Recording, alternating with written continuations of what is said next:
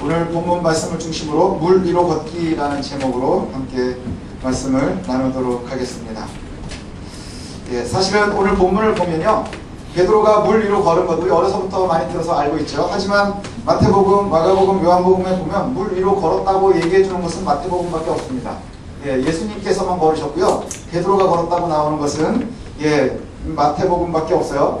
조금씩 지난주에 말씀드린 것처럼 복음서가 관점이 조금씩 차이가 나는 것 같습니다. 그러면서 이 말씀의 의미를 좀 우리가 한번 살펴보고자 합니다. 예수님을 따르는 사람들이 굉장히 많아졌습니다. 제자들을 부르고 또 예수님께서 병자를 고치고 천국 복음을 알려주시고 귀신을 내어줬고, 그러면서 예수님을 쫓아다니는 사람들이 굉장히 많아지셨고요. 그래서 예수님의 설교를 듣는 사람들이 점차 많아졌고요. 아마 예수님의 말씀이 너무너무 좋았었던 것 같습니다. 많은 사람들이 예수님의 말씀을 듣는데 식사 시간이 지나가는 것도 몰랐고, 그래서 우리가 알고 있는 것처럼 오늘 예수님이 물 위로 걸어가기 바로 직전에 있었던 사건이 뭐냐? 오병이어의 사건입니다.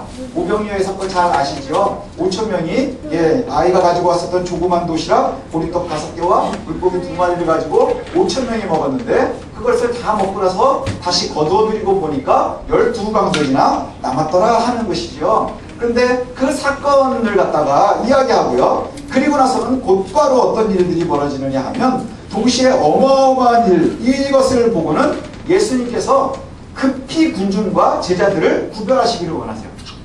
군중들로부터 마태복음에 보면 급히 재촉하셔서 떠나게 하시거든요. 떠나게 하시고 예수님도 산으로 올라가셔서 혼자만의 시간을 갖기를 원하십니다. 오병이의 역사가 있은 후에 예수님이 굉장히 빨리 쫓아버리십니다. 그리고 나서는 제자들이 이제 바다를 건너서 바다 건너편 쪽으로 가고 있는데 예수님이 기도하시고, 그리고 나서 가는 동안에 풍랑을 만나서 이 사람들이 건너편을 가지 못하고 계속해서 거기에서 이제 표류를 하고 있었던 거예요. 표류를 하고 있으니까 예수님께서 그것을 아시고 이제 가십니다. 그런데 일반적인 방법으로 노를 저어서 가셨으면 덜 걱정을 했을 텐데 사람들이, 예수님이 물 위로 걷어가셨대요. 물 위로 걸어가셨는데 그 시간이 언제냐? 새벽 3시에서 6시 사이예요. 그럼 그 시간이 언제냐? 구미호가 사람이었다가 이렇게 바뀌는 시간, 전설의 고향에 보면 주로 바뀌는 시간, 뭐 이런 시간 아닌가요? 여기에 보면 예수님을 보고 유령인 줄 알고 놀랬다가 굉장히 혼나거든요. 근데 여러분 생각해보면 유령인 줄 아는 게 정상이에요. 이때 어떤 사람들이 제일 행복한 줄 아십니까? 보고 빨리 기절하는 사람이에요. 빨리 기절해버리면 아무 생각 없고, 그 다음에 모든 게 해결된 다음에 깨면 하나님의 은혜죠. 그렇습니다. 그런데 여기서 보니까 막 놀래고 있으니까 나다 겁내지 마라. 이게 병 주고 약 준다 하는 얘기예요. 예수님이 나다 겁내지 마라. 그랬더니 이제 마태복음에 보면 이 오지랖 넓은 베드로가 진짜 예수님이면 나도 걷게 해주십시오. 그래가지고 그럼 너도 걸어봐라. 그래서 저 배 위에서 내려서 물 위를 잠깐 걷게 됩니다. 예수를 향해서 가다가 풍랑을 보고는 놀래가지고 다시 빠지는데, 예수님 나를 좀 살려주십시오. 그랬더니 예수님 이렇게 딱 건지시면서 뭐라 그러세요? 믿음이 작은 자요? 왜 의심하였느냐? 그래서 배에 함께 오르니 배가 그 배에 올라가니까 바람이 그쳤다, 이렇게 되어 있습니다. 우리가 많이 들어서 알고 있는 이야기입니다. 베드로가 물 위를 걸었어요. 물 위를 걸은 것, 사실은 우리가 여기에 굉장히 집중을 많이 하거든요. 베드로가 물 위를 걸었다는 거예요. 사실은 다 걷지 않으셔도 돼요. 그렇지 않나요? 물 위를 굳이 걸을 필요가 없습니다. 구명조끼가 있었던 것도 아니고 그 예수님이 걸으시면 돼요. 우리가 굳이 걷지 않아도 되거든요. 근데 베드로가 그걸 걸었단 말이죠. 그러면서 혼날 기회만 더 많이 드는 거예요. 왜냐하면 물에 빠지는 게 정상인데 물에 빠졌더니 예수님 뭐라고 혼내세요? 믿음이 적은 자요, 왜 의심했니? 그럼 우리는요 다 그냥 죽을 사람이요. 그죠? 믿음이 없는 거니까 우리가 그 말씀을 많이 생각을 합니다. 이 말씀에서 우리가 그러죠, 그리스도를 바라볼 때는 우리가 모든 것이 가능하지만, 그런데 그리스도에게서 시야를 놓치는 순간에, 풍랑을 보는 순간에, 그 다음에 주변의 여건을 보는 순간에 우리가 빠져버리는 거예요.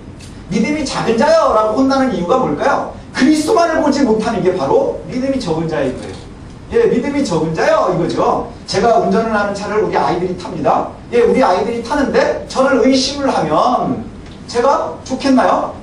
아니죠. 다 같이 운전을 할 필요는 없지만 그것을 갖다가 의심을 하는 것, 이게 믿음이 적은 자인 거예요.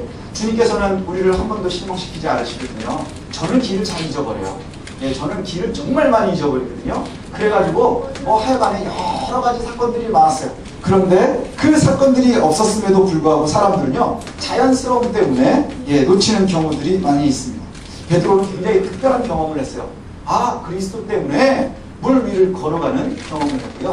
그것 때문에 혼나지 않아야 되는 혼남을 갖다가 잠깐 혼나기도 합니다. 왜 의심했느냐? 이런 혼나게 되는데, 근데 제가 오늘 우리가 말씀의 은혜를 함께 나누고자 하는 것은요, 물 위를 걸은 사건보다 중요한 것은 뭐냐 하면요, 바로 그 뒤의 결과예요. 그 뒤의 결과. 예수님께서 가르치시고 나면, 비유로 말씀하시고 나면 그 비유보다 중요한 게 뭔가요? 그 비유를 풀어서 말씀해 주시는 게 중요해요. 예수님이 물 위를 걸은 것, 베드로가 물 위를 걸었었던 것, 풍랑이 잠잠해진 것, 이게 은혜지요. 우리가 베드로가 아니기 때문에 모든 사람들이 다 걸어가는 것은 아니에요. 물 위를 다 걷지는 않아요. 그러나 그 사건에 배 위에서 기절을 했건, 아니면 놀랬건, 귀신인 줄 알고 있었다가 혼났건, 여러 가지들이 있지만 그 사건에 함께 참여한 자들은 동일한 은혜 가운데 있는 거예요. 그렇죠? 근데 우리는 뭘 의심을 할까요? 뭘 오해를 해요? 물 위를 걷는 것이 중요하다고 생각을 해요. 물 위를 걷는 것, 물 위를 예수님이 걸으시면 돼요. 그럼 예수께서 걸으시는 걸 보니 그것이 참으로 중요하구나. 그리고 왜 걸었느냐가 중요한 거예요. 왜 걸었느냐. 여기 보니까 예수님께서 왜 급하게 걸어가셨느냐. 그 풍랑 때문에 제자들이 고민하는 것을 보시고 걸어가신 거예요. 예수님도 평소에 배 타고 다니셨어요. 그죠? 예수님이 지난주에 말씀하신 말씀처럼 예수님이 물 위에서 설교하실 때 어떻게 사용하셨죠? 베드로의 배를 타고 나가셔서 설교를 하셨어요. 물 위에 그냥 서가지고 설교를 했으면 사람들이 훨씬 잘 믿었을 텐데. 그렇지 않나요? 그런데 그러지 않으셨다는 거예요. 우리가 왜 물 위를 걸으셨는지, 그 사건의 의미가 뭔지 우리가 좀 함께 오늘 은혜로 나누었으면 좋겠습니다. 그 사건들이 있었던 것은 나오는데 그 뒤에 결과들이 조금씩 다른 것 같아요. 마태복음은 맨 마지막에 예수님이 물에 올라가시니까 바람이 그쳤더라 이렇게 나와요. 그리고는 제자들이 예수님께 절합니다. 진실로 하나님의 아들이십니다 이런 고백을 해요. 진실로 하나님의 아들이십니다 라는 고백을 해요. 마태복음에서의 이 사건의 결론은 뭐냐? 오병이어의 사건과 그 다음에 이 물 위를 걷는 예수님을 보시고 그거에 대한 결론은 뭐냐 하면 하나님의 아들이심, 예수 그리스도께서 하나님의 아들이심을 증명하는 장면인 거예요. 그러니 여기서 중요한 건 뭘까요? 제자들이 예수님이 물 위로 걸으시는 것을 보시고는 그렇구나. 이분이 바로 하나님의 아들이시구나. 예수님께서 단순하게 병 고치고 좋은 말 해주시고 그 다음에 낫게 하시고 귀신 쫓고 이게 아니고요. 그리스도 하나님의 아들이심, 이걸 증명했다는 거예요. 이것을 증명한 것. 예수님 주변에 여러 가지 사건들이 있었음을 성경이 얘기해요. 병 고침이 많았고요. 귀신도 많이 내쫓았고요. 그 다음에 제자들이 부를 때도 보면 물고기를 어마어마하게 잡는 일들도 있었고요. 그런데 여기에 보면 그 사건들의 결론처럼 나오는 게 뭐냐? 이분이 하나님의 아들이십니다 라는 고백이라는 거예요. 마가복음에서의 또 마무리는 어떻게 되느냐 하면 마태복음과 함께 베드로가 물 위를 걸었음 이것을 갖다가 이 사건을 갖다가 이야기를 해주는데 여기에 보면 마가복음에서는 어떤 결론이 나오느냐 하면요. 오병이어 사건 이후에 예수님이 물 위로 걸어가셔가지고는 그 결론의 맨 뒤에 보니까 예수님이 혼내세요. 유령이라고 그래가지고 깜짝 놀란 것 때문에 혼나고요. 그리고 나서는 배에 올라가시니 바람이 그치니라. 그리고 제자들이 힘이 놀랍더라. 그런데 마지막에는 뭐라고 힘드시느냐면 52절에 보니까 이는 그들이 그 떡을 떼시는 일을 깨닫지 못하고 도리어 그 마음이 둔해졌기 때문이다 이렇게 말씀합니다. 그러니까 이 앞에 오병이어의 사건하고요 이 물 위를 걸은 사건하고를 갖다가 하나로 묶어서 지금 예수님이 알려주고 계시거든요. 제자들이 빵의 기적을 봤음에도 불구하고 아직 깨닫지 못하고 마음이 굳어졌기 때문에 예수님을 보고 두려워했다는 거예요. 사실은 따지고 보면 예수님이 물 위를 걷는 거나 아니 보리떡 2개 물고기 2마리를 가지고서 5,000명이 먹고 12방주가 남는 거나 사실은 그 사건들을 보면 다르지 않거든요. 아주 초자연적인 것이고요. 실제로 경험을 했다? 그러면 이 오병이어처럼 어마어마한 사건이 없는 거예요.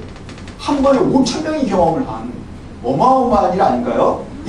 그런데 여기에 보면 뭐라고 되어 있냐? 빵의 기적을 보고도 아직 깨닫지 못하고 마음이 굳어졌다. 이 굳어졌다라고 하는 말이 무슨 의미를 얘기하냐면 굳어졌다, 무감각해졌다 하는 얘기예요. 하나님의 사역을 보고 하나님의 음성을 듣고 설교를 듣고도 무감각해져 가고 있음을 갖다가 주님께서 책망하고 계시는 거예요. 예, 너희들이 물 위로 걷는 그리스도를 보고 그 다음에 보리떡과 물고기 2마리의 사건을 보고도 너희들의 마음이 굳어져 있구나. 굳어져 있구나. 그래서 너희들이 아주 무감각해져 있구나. 우리가 무감각하다는 게 뭐예요? 느끼지 못한다는 얘기예요. 주변에 어떠한 상황이 있어도요, 느끼지를 못한다는 거예요. 예. 그리고 굳어진 이유는 뭐냐? 깨닫지 못했기 때문이다. 이렇게 얘기해요. 깨닫지 못한다 하는 단어가 쉬니에미라는 단어예요. 쉬니에미. 누구 에미요? 쉬니에미. 쉬니가 누군지는 모르겠는데 쉬니에미래요. 마음으로 동참한다. 정신적으로 이해한다. 이런 뜻을 가지고 있어요. 이건 뭘 얘기하느냐면요. 이 사람들이 깨닫지 못했다는 것은 내가 보는데 마음이 굳어져 있어서 그리스도의 사역에 내가 동참해 있지 못하다는 거예요.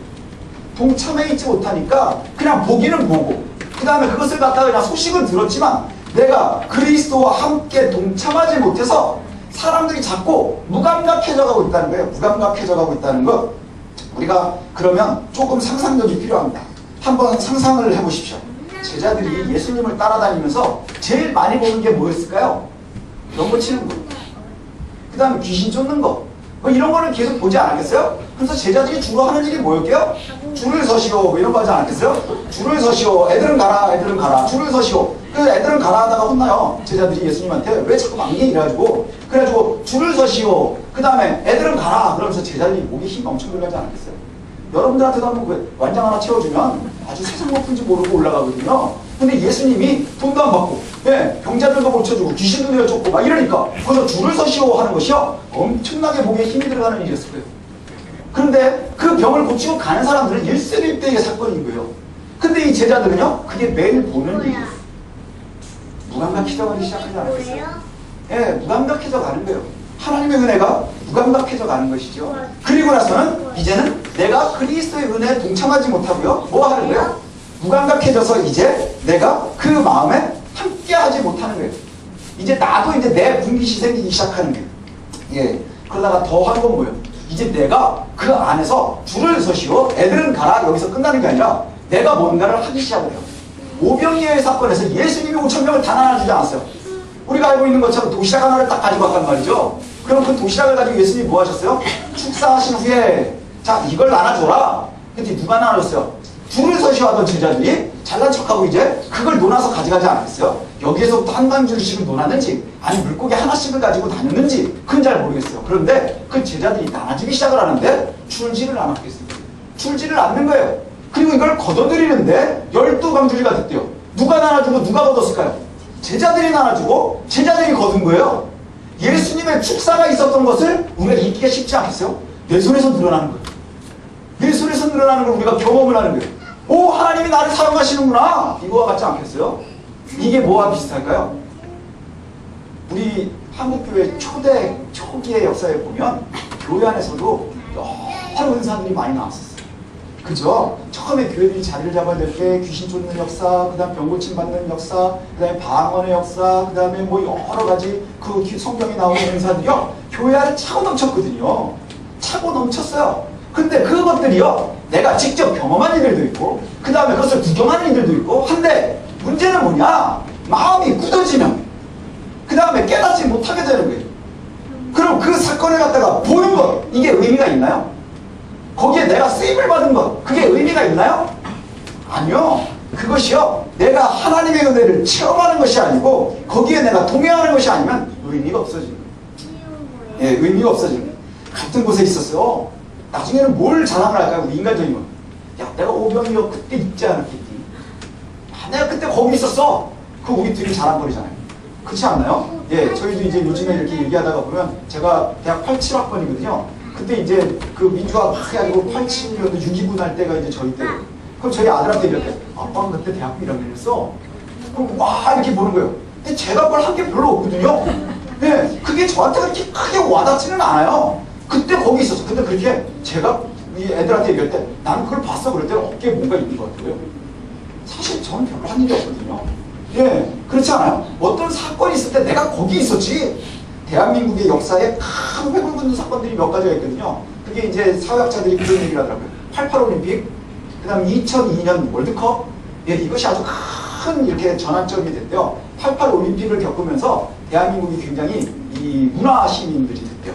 그 전에는 우리 중국 사람들 우리가 보면서 막 욕하는 거 그거 못지 않았어요. 어머니 코리안이라는 얘기가 옛날에 굉장히 많았거든요. 지금 중국인을 보면서 그때 한국 사람들이 외국 나가서 다 그랬대요. 예, 그 다음에 제 어렸을 때도 보면 우통 먹고 다니는 아저씨들이 그렇게 많았어요. 예, 지금 중국 사람들 보면서 오 애들이 막 깜짝깜짝 놀라잖아. 니네 아버지도 그러고 다녔어 어렸을 때. 예, 그런 시대였어요. 근데 88 올림픽을 지나면서 바뀌었대요. 근데 얘네는 88 올림픽을 교과서에서 배워요. 2002년도 2002년도 얘네들 어렸을 때 있었거든요. 예, 저는 4강으로 올라가는 게 미국에서 한국으로 비행기 안에서 4강이 됐어요. 예, 저는 믿음이 없어가지고 절대 16강 못 넘는다. 그래서 미국에 잠깐 갔다 올 이 스케줄이 있어가지고 갔다가 오는데 기자님이 얘기를 해주죠. 여러분 놀라서 한 번에 뛰면 큰일 납니다. 예, 제가 알려드리겠습니다. 대한민국이 4강에 진출했습니다. 와, 저 그게 다예요. 예, 그 대한민국이 4강에 진출한 것 이게 저한테 무슨 의미가 있어요? 나중에 근데 손주들이 얘기할 때 야, 아빠가 그걸 비행기에서 들었다는 거 아니야? 이렇게 얘기하지 않겠어요? 예, 할아버지가 그걸 거기서 듣지 않았니? 뭐 이런 얘기를 하지 않겠어요? 아무 의미가 없는 거예요. 사건이 있지만 거기에 내가 그럼 어떤 사람들은 그 목사님 거기 비행기에서 들으셨군요. 저 현장에 있었다는 거 아닙니까? 이럴 때 얘기하는 사람들 있지 않겠어요? 예, 제가 거기 홍명보가 마지막 딱 차는 거 제가 제 눈으로 그 골대 뒤에서 봤다는 거 아니에요? 그게 무슨 상관이에요? 그래서 의미가 없는 거예요. 그죠? 감동이야. 그 감동은 뭐 여러 가지들도 봤잖아요. 그 드라마 보다가도 울고 감동 받잖아요. 그죠? 예, 남의 얘기 듣다가도 울고 뭐 어쩔 때는 뭐 고춧가루 빠다가도 울고 그 은혜는 어느 가서나 있는 거예요. 근데 문제는 뭐냐? 그게 나에게 어떤 의미로 다가오느냐 하는 거예요. 그죠? 2002년도에 4강에 들었었던 것은 홍명보에게 기가 막힌 전환점이 되지 않았겠어요? 예. 그런데 거기에서 구경했었던 어마어마한 사람들에게 그저 과거의 사건일 뿐인 거예요. 그 다음에 거기다 하나 더 하면 내가 거기 있었지 라고 자랑할 만한 거 되지 않겠어요? 근데 그 자랑처럼 무의미한 게 없는 거예요. 우리가 은혜 받는 것도 그래요. 옛날에 내가 이런 은혜 가운데 있었지. 그게 지금이 아니면 별 의미가 없어요. 내가 늘 은혜 가운데 있어야 하는데요. 하나님의 은혜 가운데 있어야 되는 거예요. 예, 여기 보면 그 사건들이 나오거든요. 예, 제자들은요 늘 봤어요. 늘 얼마나 은혜로워요. 눈만 뜨면 예수님이 막 병자를 고치는 거예요. 우리는 평생 가도 한번 볼까 말까 한 사건들이 매일매일 있는 거예요. 아침 먹고 도매가지고 점심 먹고 귀신 쫓고 저녁에 무유 걷고 이러신단 말이죠. 그런데 그게 우리에게 무슨 의미예요? 그 제자들에게 무슨 의미가 있냐? 예, 직접 체험도 하고. 그런데 이 오병이어의 사건이요 대단한 사건이었어요. 왜냐하면 이 이후로 예수님의 사생팬이 생깁니다. 예, 성경에 보면 사생팬이 뭔지 아시죠? 너무나 팬질을 많이 해가지고 아주 좀 도가 지나치는 사람들 가지고 우리나라에도 사생팬들의 특징이 뭐냐? 연예인들이 막 자기 스케줄 가면 막 차를 가지고 쫓아다닌대요. 막 쫓아다니고 사진 찍고 막 이러는. 여기에도 보면 그게 예수님 없었대. 어디 갔대? 저쪽으로 갔대. 가지고 자기네들도 배를 타고 넘어가고 뭐 이런 일들이 벌어지거든요. 예수님 사생팬이 나오는 이유가 뭐냐? 여기에 따라오는 이유를 예수님께서도 그렇게 말씀하세요. 뭐라고 하냐면 너희들이 배가 불러서 그런 거야. 뭐 때문에 그러냐? 너희들이 배가 불러서 그래. 먹을 걸 주니까. 예수님께서 왜 제자들을 갖다가 일찍 떼어놓으셨는지를 갖다가 말씀해 주시는데 그게 바로 사생팬들 때문이에요. 여기에 요한복음이 그렇게 얘기하거든요. 예수님께서 오병이어의 사건이 있은 이후에 제자들을 빨리 떼어버리시고 예수님도 산으로 가신 이유가 뭐냐면 여기 그렇게 나오거든요. 사람들이 와, 그 선지자구나. 이분이 선지자구나 라고 얘기하는데 그 선지자라고 나와요. 그 선지자는 뭐냐면 많은 선지자들 중에 하나를 갖다 얘기하는 게 아니라 우리가 여지껏 기다리고 있었던 메시아구나 이 얘기예요. 우리가 지금 기다리고 있었던 다윗 세우선 그리스도 메시아구나. 이분이 그분이구나. 그래서 어떻게 하려고 하느냐? 이 그리스도를 잡아서 억지로 임금을 삼고자 하는 거예요. 왕을 삼고자 하는 거예요. 왜요? 억지로 시킨다는 거예요. 잡아다가 왕을 세워야 되겠다. 그래서 예수님이 야 니네 빨리 도망가. 그리고 예수님도 기도하러 산으로 가버리신 거예요. 그 이유가 뭐냐? 이 사람들이 깨닫지 못했기 때문에 억지로 왕삼겠다는 이 말에 바로 이 얘기가 나요. 그리고 그 다음날 예수님을 찾아온 사람들에게 예수님이 뭐라고 하시느냐, 니네들이 이렇게 나한테 사생편지라는 이유가 뭔지 아니? 니네들이 표적을 본 게 아니고 배가 불러서 온 거야, 이렇게 얘기를 하세요. 니네들한테 먹을 거 주니까 이렇게 쫓아오는 거지. 그 얘기는 뭐냐면요, 야 니네 병 들었니? 병 고쳐주니까 쫓아다니는 거 아니야? 야 귀신 들렸니? 귀신 쫓아준다니까 온다는 거 아니야? 배고프니? 야 저분은 뭐 축사하면 막 5,000원씩 먹는데 그러니까 오는 거 아니니? 니네가 그것 때문에 나를 따라오는 거지. 근데 이것이 틀렸다는 얘기예요. 너희들이 나를 따라오는 것은 표적을 본 때문이 아니라 배가 불러서 오는 거야 라고 책망을 하시는 거예요. 답은 뭐냐면 너희들이 나를 표적을 보고 따라왔으면 온전히 따라온 거야. 이게 표적을 보고 따라왔다면 온전히 따라온 거야. 표적이라는 말은 이런 의미를 얘기합니다. 하나님과 그의 백성들의 관계를 확인하고 기억나게 하시기 위해서 눈으로 보이는 표적인 사건을 갖다가 눈으로 표시하는, 눈으로 볼 수 있는 사건을 갖다가 표적이라고 해요. 그러니까 표적이라는 게 뭐예요? 하나님과 우리의 관계를 증명하는 사건들, 이걸 갖다 표적이라고 하는 거예요. 근데 하나님과 우리의 관계가 빠져버리면 그 사건들은 뭐가 되는 거예요? 마술이 될 수도 있고요, 신기한 일이 될 수도 있고요, 아니면 세상에 이런 일이 이럴 때다 물어봐야 되거나, 아니면 아침에 무엇이든지 물어보세요. 이게 왜 이럴까요? 이렇게 물어봐야 되는 사건이 되어버리는 거예요. 구약의 노아를 통해서 인류의 홍수가 나는 거예요. 그때 미리 알려주시죠. 그게 표적인 거예요. 노아의 홍수에도 표적이고요, 아브라함과 하나님의 관계, 이것도 역시 표적이고요. 아주 대표적인 건 유월절 표적이죠. 모세가 출애굽을 할 때에 문설주에 발랐었던 피, 이것이 아주 중요한 표적이에요. 그렇지 않으면 그냥 이걸 바르면서 믿었건 안 믿었건 바르면 다 구원 받았거든요. 그럼 그때 내가 구원 받았어, 이게 아무 의미가 없는 거예요. 이것이 구원의 표인 것을 믿는 것이 중요하다는 것이죠. 우리가 사건은 봤는데 그 본 사람들이요, 이것이 표적이 되지 못했다고 합니다.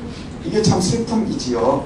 그냥 신기한 마술로도 경험을 하고요, 그냥 단순하게 초자연적인 역사로도 경험을 하는 거예요. 그러면 이것은 그저 신기한 일, 그래서 나에게 일어나지 않으면 특별한 일이 아닌 것, 하지만 나에게 일어나도 그때 당시에는 어마어마한 것 같지만 시간이 지나면 내가 그때 그런 적이 있지 라는 기억으로만 끝나고 말 거예요. 우리의 신앙생활에 있어서 우리의 신앙생활에 있어서 아주 중요한 것이 있습니다. 그것은 뭐냐 하면요, 내가 그 자리에 있었어, 체험했어, 이것이 아니라 그것이 나에게 의미로 다가와요. 하나님과 나의 의미로 다가와야 되는 거예요. 저희 고등학교 때는 고등학교에서 하여튼 엄청나게 못살게 굴면서 공부를 시켜가지고 저는 반에서 1등을 하면 대학을 서울대를 갈 줄 알았어요. 왜냐하면 저희 고3 때 담임 선생님이 저희 반에 서울대를 한 명도 못 갔어요. 그래서 그걸 너무너무 자존심 상해하셨어요. 왜냐하면 다른 반에 서울대를 한 명씩 갔는데 우리 반에는 서울대를 갈 애가 없는 거예요. 대신 연대 고대를 갔다가 4명이 갔어요. 그런데 저는 그게 대단한 건지를 잘 몰랐어요. 그래가지고 저희 집사람한테도 그러고요, 저희 애들한테도 그랬었어요. 저희 애 고3인 때도 야, 반에서 1등 하면 서울대 가는 거 아니니? 이렇게 생각을 했었거든요. 야, 그때는 이 거의 대단했어요. 그래가지고 전반에 뭐 저 20명이 다 서울에 있는 대학을 가고, 그 다음에 뭐 이렇게 가고, 그래가지고 전문대까지 다 하면 60명 중에 몇 명이 갔어. 그게 무슨 의미가 있어요? 내가 그 반이었던 게 무슨 의미가 있어요? 내가 좋은 대학을 못 갔는데. 그건 의미가 없는 거예요. 내가 거기 있었어. 이게 무슨 의미가 있느냐 하는 것이죠. 우리가 예배할 때도 마찬가지예요. 하나님의 은혜를 누릴 때에도 마찬가지예요. 우리가 예배를 함께 이곳에서 드리고 있지요. 여기서 한 20-30명이 예배를 드리고 있으면 여기에 똑같은 설교를 제가 합니다. 그럼 거기에서는요, 여러 가지 경험이 나오는 거예요. 이 안에서 제가 똑같은 말로 똑같은 언어로 이야기를 하면 경험들이, 여러 가지 경험들이 나오죠. 다 같은 경험을 하는 게 아니에요. 믿음으로 받아들이고 주님의 은혜를 함께 참여하기도 하고요, 아니면 거기에 내가 있었어 하는 것으로만 그냥 빠지기도 하는 거예요. 설교를 듣지만 동일한 시간에, 동일한 공간에, 동일한 사람의 동일한 목소리로 동시에 듣고 있지만 어떤 이들은 설교를 듣다가 오히려 시험에 빠지는 사람들도 있어요. 제가 옛날에 들었었던 제일 황당한 얘기 중에 하나가 그거예요. 어떤 목사님이 설교를 했더니 권사님이 그랬다는 거 아닙니까? 시험에 들어서 저 이제 교회 못 나오겠습니다, 다른 데로 가겠습니다. 왜 그러셨어요? 왜 그러세요? 그랬더니 오늘 내가 까만 옷을 입고 왔는데 지옥 설교를 하시는 거 보니까 나 들으라고 하신 것 같아요. 이랬대요. 오늘 장로님도 까만 옷을 입고 오셨는데 그랬더니 나 때문에 그렇게 얘기한 것 같아요. 그래서 나 들으라고 그런 거죠? 이랬다는 거예요. 그게 마음에 시험에 들으려니까, 그죠? 지옥 설교를 갖다가 그분이 까만 옷을 입고 온 걸 보고 내가 지옥 설교를 했어요? 그런 건 아닐 거 아니에요? 예, 그랬는데 그렇게 마음이 흔들리는 거예요. 그래서 그 목사님이 그랬대요. 제가 권사님 너무너무 사랑하지만 내가 나머지 분들을 다 포기하고 권사님 욕 먹으라고 싫은 소리 들으라고 싫은 소리 하려고 내가 설교할 만큼 다 버리고 그 권사님 한 분만 놓고 설교할 만큼 그만큼 사랑하지는 않습니다. 예. 시험에 들으려니까 똑같은 음성을 듣고 어떤 이들은 자복하고 깨어서 회개하는 사람이 있는가 하면 시험에 빠져서 예, 그 다음에 그런 분들도 있을 거예요. 또 어떤 이들은 예, 은혜 가운데 가득하는 사람들도 있을 거예요. 어떤 이들은 예, 오랜 동안의 고민이 있었는데 그 고민이 해결이 되기도 하고요. 어떤 이들에게는 무지하게 시간이 나가는 고난의 시간이 될 수도 있고요. 어떤 이들은 더워졌다가 식어졌다가 더워졌다가 식어졌다 하는 시간도 돼요. 그 여러분 경험해 보시면 아세요. 잠깐 졸았다 깨면 엄청 더워요. 그죠? 예, 잠깐 졸았다 깨면 엄청 덥습니다. 예, 짬짬이 깨보니까 너무너무 덥고 예, 짬짬이 깨보니까 아직도 그대로고 짬짬이 깨보니까 아직도 12시가 안 된 거예요. 예, 사건의 경험이 곧 은혜의 경험은 아니라는 걸 우리가 기억해요. 그곳에 내가 있었다는 것, 그 얘기를 내가 직접 들었다는 것, 베드로에게 직감을 들었다, 예수님에게 직감을 들었다, 그게 무슨 의미가 있겠느냐 하는 거예요. 왜냐하면 2000년 후에 우리가 성경을 통해서 우성민 목사를 통해서 얘기를 들어도 그것이 우리에게 은혜가 돼서 내 삶이 바뀌면 그것이 우리에게 은혜가 되는 거예요. 예수님이 물 위를 걸으나 베드로가 물 위를 걸으나 그것이 중요한 게 아니라 우리가 표적을 보고 알 수 있어야 한다는 거예요. 이것이 우리에게 표적이 되어야 한다는 것이죠. 주님께서 믿음이 적은 자여 왜 의심했느냐 이렇게 책망을 하시고 믿음이 적은 자여 왜 의심했느냐 너희가 보고 듣고 직접 체험했지 않느냐 그럼에도 불구하고 이 모든 체험들이 너희에게는 표적이 아니었니? 그저 지나가는 신기한 사건들이었니? 그저 이제 일상이 되어버렸니? 우리에게 초자연의 역사가 없어서 문제가 아닌 것을 기억하셨습니다. 사람들은 오해하는 것이 뭐냐? 예, 예수님이 우리를 잘해주시면 늘 초자연적인 역사가 있어야 된다고 생각을 하는 거예요. 그러나 늘 주님께서 우리에게 보여주시는데 알지 못하고 깨닫지 못하는 것이 문제가 됩니다. 알지 못하고 깨닫지 못하는 것이. 예. 그리고 하나님께서는 우리에게 늘 보여주시고 알게 하시고 경험하게 하세요. 근데 우리가 보지 못하고 듣지 못하고 깨닫지 못한다면 이것이 문제겠죠. 왜 그럴까요? 왜 그럴까요? 이것이 문제가 있는 거예요. 필터링을 우리가 하는 거예요. 우리가 알아서 걸러내는 거예요. 예, 우리의 아집이, 욕심이, 의심이 더 많은 집중을 받고 있는 거예요. 내가 배운 학식이 내가 이렇게 배워보니까 우리 아들이 되게 재밌거든요. 공대를 다녀요. 네, 나름대로 자기는 공부를 되게 잘한다고 생각하나 봐요. 저는 잘 모르겠어요. 그런데 뭘 배워본 걸 얘기를 하면 나는 관심 없는 얘기를 그렇게 많이 하는 거예요. 왜 뭐 암세포가 여기 붙으면 코딱지 같고 저쪽에다 붙으면 동글동글한 게 어떻게 있니? 뭐 그다음에 바사질처럼 이렇게 바르는 게 저게 뭐 균을 뭐 하는 거라느니 뭐 이런 얘기를 하는 거예요. 그게 나하고 무슨 상관이 있어요? 그렇게 와서 얘기를 해요. 근데 누구나 다 그러거든요. 왜냐하면 저희 아내가 그런 경험을 했어요. 저하고 처음에 결혼을 한 다음에 그런 얘기들 많이 들었거든요. 히브리어는 앞에 하고 뒤에 하고 가니까 하나로 붙어가지고 단어가 한 개야. 뭐 이런 얘기를 그렇게 많이 들었어요. 우리 집사람은 지금도 히브리어를 못 읽어요. 네. 그런데 제가 그걸 갖다가 밤에 자려고 하는데 깨워가면서 그 얘기를 그렇게 많이 했어요. 옛날에 더 재밌는 거는 뭐냐면 제 친구 중에 방사선 공부를 한 친구가 있었거든요. 이 친구가 대학을 가더니 저를 만날 때마다 그 얘기를 하는 거예요. 손가락 뼈가 몇 개고 발가락 뼈가 몇 개고 뭐 그래가지고 정선궁에 있는 태물의 뼈가 몇 개고 이런 그렇게 얘기를 하는 거예요. 아니 그게 나도 다 있어. 근데 왜 그걸 나한테 얘기하는지 모르겠네. 그렇게 자꾸 얘기를 하는 거예요. 왜 그러느냐? 그게 우리에게 자랑거리가 되는 거예요. 신기하기도 하고 자랑거리가 되기도 하고 예. 그런데 재밌는 건 뭔 줄 아십니까? 그게 우리의 아집이 될 수 있다는 거예요. 그 지혜가 내가 가지게 된 지혜들이 하나님의 은혜가 될 수도 있지만 내 아집이 될 수 있어요. 내 고집이 될 수도 있다는 거예요. 예, 마가복음 6장 52절 말씀에 보면 이렇게 말합니다.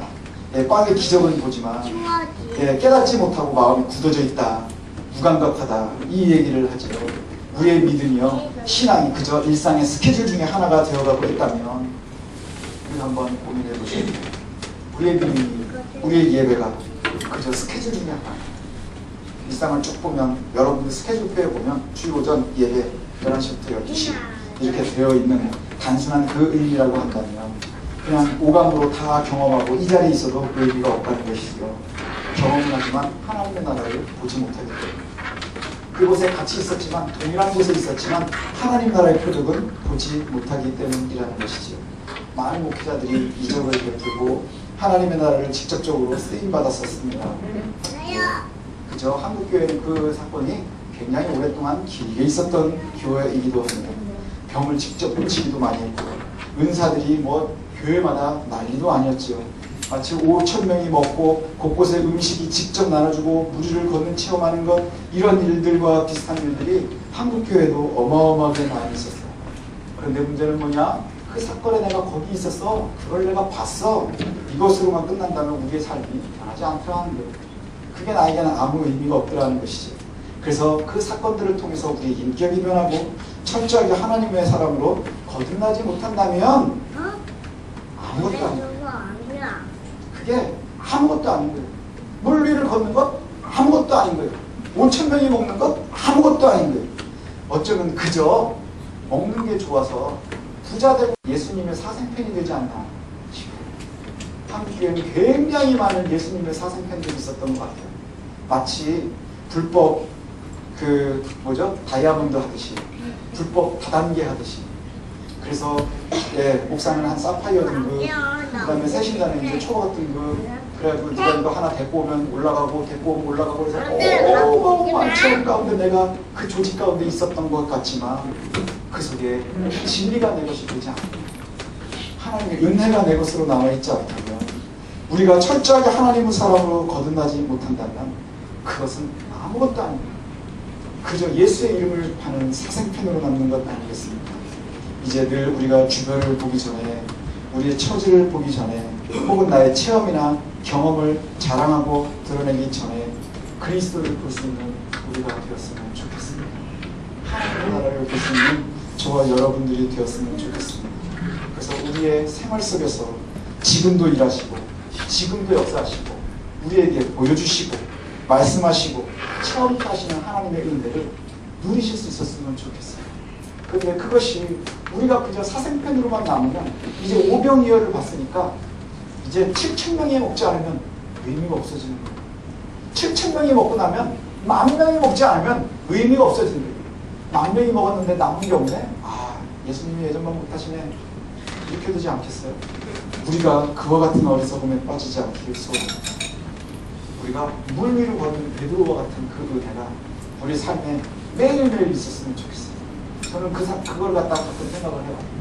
물 위를 걸을 때 배 위에서 물에 이렇게 딱 발로 이렇게 느낌이 어떨까? 여러분 목욕탕 가서 이렇게 한번 해보십시오. 똑같을 텐데 걸을 때의 느낌은 어떨까? 만약에 하나님의 은혜를 그때 체험을 한다면 그것이 평생이 우리에게 표적의 느낌으로 나올 거예요. 아, 하나님의 은혜의 사건. 그래서 때로 어려우면, 그렇지, 내가 그 목욕탕에서 발댈 때의 그 느낌, 배 위에서 내려올 때의 그 느낌, 그것이 우리에게 끊임없는 힘의 근원이 될 수 있을 거예요. 그러나 내가 하나님의 은혜를 놓치고 하나님의 표적을 놓치고 있으면 옛날에 내가 거기를 걸었는데 그걸 남지 않겠어요. 여러분, 우리가 어떠한 삶을 살아야 되는지 꼭 한번 다시금 기억해 봤으면 좋겠습니다. 세상은 끊임없이 우리에게 이적을 요구하고 또 여러 가지 사건들을 생각을 하게 합니다. 그리고 우리는 주변을 바라보고 내가 원하는 만큼은, 내가 원하는 사건이 일어나지 않으면 하나님 우리와 함께 하시지 않는다 오해할 때도 많이 있지요.